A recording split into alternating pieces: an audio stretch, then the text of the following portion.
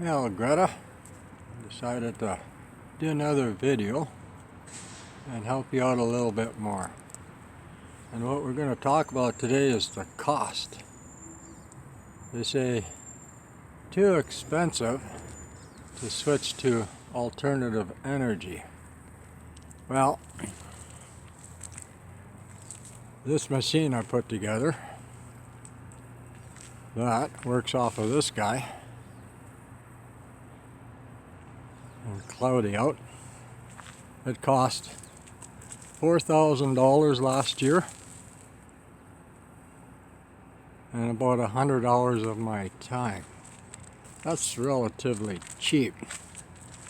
Now you can do anything just with solar, and if you had a 110 plug-in, you can charge this off the grid using hydroelectric. Now, if you take those things, they cost people $10,000 a year to use. Taking the cost of gas, principal payments, insurance, interest, and everything else, it's about $10,000.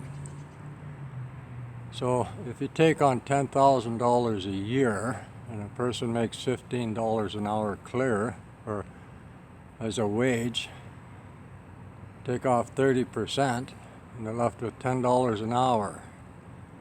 $10 an hour into 10,000 is 1,000 hours, divided by 40 hours a week is 25 weeks, which is basically 6 months of their life that they work for one of those things to pump CO2 into the atmosphere and other greenhouse gases. If they're to take that 10,000 and build these things, problem solved, and they'll be a lot wealthier. 10,000 minus your 4, and you leave with a $6,000 surplus. And then the following year you got another 10,000 surplus because you're not spending money on those things to pump CO2 into the atmosphere and the other greenhouse gases. So within a 2-year time period, you have 600 watts of solar, like this does. 3 there, both arrayed. And with that extra 16,000 in 2 years, Daddy can have one, Mommy can have one, Junior and Juniorette can have one, and all of a sudden now you, instead of 600 watts, you have 2,400 watts. And they can use some of the surplus again to solarize their homes. So Greta, the truth is, it's not very expensive to switch to a light-based economy and society where the parents of the world are protecting you instead of destroying it.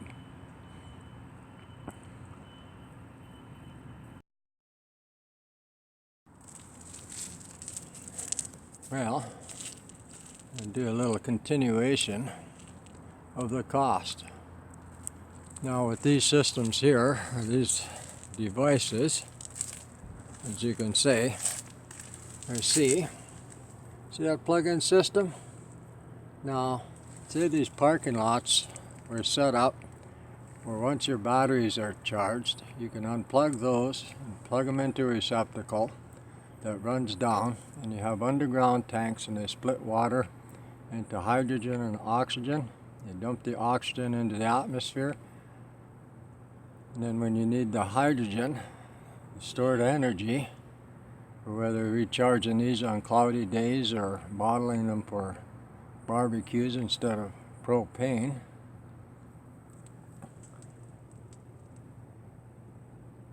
it'd be an easy system. Wouldn't cost much to set up. A nice amount of solar and these things, or if you go to a grocery store to shop, the batteries are charged, you unplug, plug into the community and give them the power while you're spending a half an hour or two or whatever shopping for groceries or knickknacks that you need. Such a simple system. But yet, why don't they want to build these for you kids? I guess a 6,000 pound machine traveling at 80 miles an hour down the highway so people can go all over the place really fast or wherever they go is worth more than your future and the security of your future. Such a sad thing that they do. Like politicians can hop on these things and go to work, then they don't need $10,000 a year to pump CO2 out. Same with all the other people that work for a community, all the UCEs, unionized corporate employees of the municipal, provincial, federal level, and even private. They wouldn't need that, and then everything comes down. Land taxes come down because everybody doesn't need money for those things to pump CO2 and destroy your future.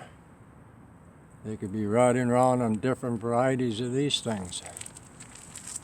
In different makes. You've seen 3 different models that I've shown. These, you can design so many different styles. Instead of these smaller motors, you can put on 3,000 watt motors. Next thing you know, you got twin 3,000s. You can move 6,000 kilograms of weight on a flat. You can turn these things into half-ton trucks. But keep pushing, girl. The world will change with little ones like you helping and making a nice big fuss. Later.